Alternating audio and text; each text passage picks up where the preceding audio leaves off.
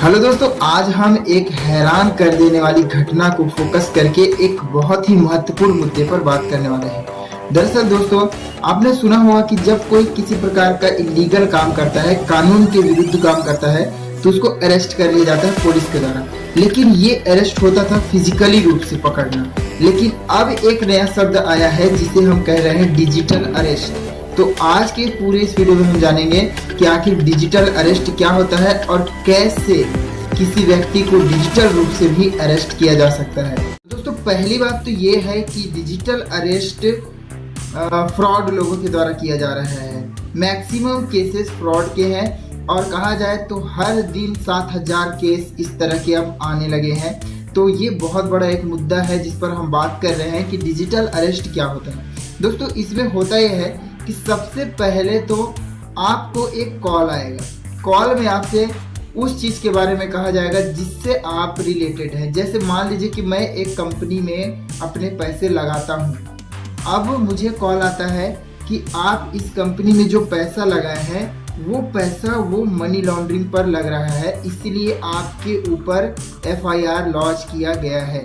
अब जैसे ही ये चीज़ होगा तो पहली बात तो मैं घबरा जाऊंगा, लेकिन सामने जो व्यक्ति है वो बहुत ही प्रोफेशनल है इस चीज़ में। तो वो कहेगा कि सर, अब आपके आसपास के जितने पुलिस स्टेशन हैं और ऑफिसर्स को इस बारे में इन्फॉर्म कर दिया गया है, तो आप अभी कुछ देर तक आप किसी को कॉल नहीं कर सकते। आप एक तरह से हमारे सर्विलियंस में हैं।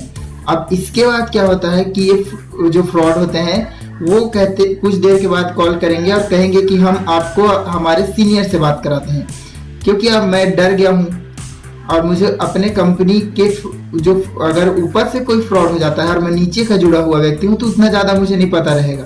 तो सबसे पहली बात तो मैं किसी को कॉल नहीं कर सकता, किसी से कांटेक्ट नहीं कर सकता, इसलिए मुझे और भी जानकारी का कोई भी पता नहीं रहता कि ये सच हो रहा है या झूठ। उसके बाद क्या होता है दोस्तों कि फ्रॉड तुरंत आपको कॉल करेंगे। कॉल करने के बाद ये आपको बोलेंगे कि हमारे सीनियर जो है इन्होंने फैसला लिया है, क्योंकि आपको ये चीज़ अच्छे से पता नहीं था इसलिए आपने इसमें पैसा लगाया था, तो हम आपको जब तक ये पूरा मामला शांत नहीं हो जाता है हम आपको डिजिटली रूप से अरेस्ट करते हैं। आपके उसी घर में आपको कैद में रहना है, आप कोई कांटेक्ट नहीं कर सकते और आपको हमेशा वीडियो कॉल पर रहना है, मतलब सर्विलियंस में रहना है। अब हम आपको देखेंगे कि आप दिन भर में कैसे रहते हो, कहीं भी जाना है तो सर्विलियंस के साथ। तो अब आप अपने घर में हो, कैप्चर हो गए, किसी को कॉल कांटेक्ट नहीं कर सकते। अगर कोई आया भी तो आप उसको बोल दोगे कि ऐसी ऐसी समस्या है, आप मेरे से दूर रहो। तो भाई सब हो गया, अब आप डिजिटली रूप से अरेस्ट हो गए। अब क्या होता है मामले में कि कोई भी मामला 24 घंटे के बाद जज के पास पहुंचता है। तो अब आएगा एक फ्रॉड जज, पूरा सेटअप होगा, कुछ CBI के ऑफिसर आएंगे, एक तरफ आप आओगे, ऑनलाइन सारी चीजें होंगी, आपका पेशी हो जाएगा। फिर आपका, क्योंकि आप तो फ्रॉड घोषित कर दिए गए हो पहले ही, इसलिए तो आप अरेस्टेड हो ना, तो आपसे अब जुर्माना लगाया जाएगा।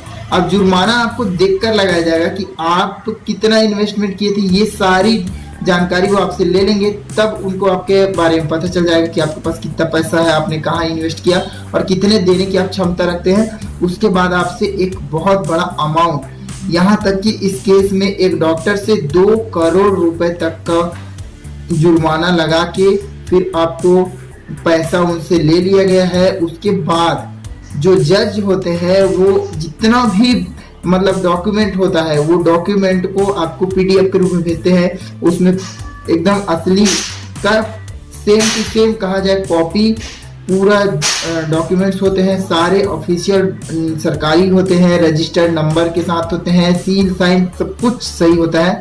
आपको एक समय तक तो लगता ही नहीं है कि आपके साथ कोई फ्रॉड हुआ है। इसका पता आपको तब चलता है जब आप उस डिजिटल अरेस्ट से बाहर आते हो, और तब आपको जब पता चलता है कि आपकी कंपनी तो सेफ थी या किसी भी जगह जहां आपने पैसा लगाया था वहां सेफ था, तब आपको पता चलता है कि आपके साथ एक बहुत बड़ा स्कैम।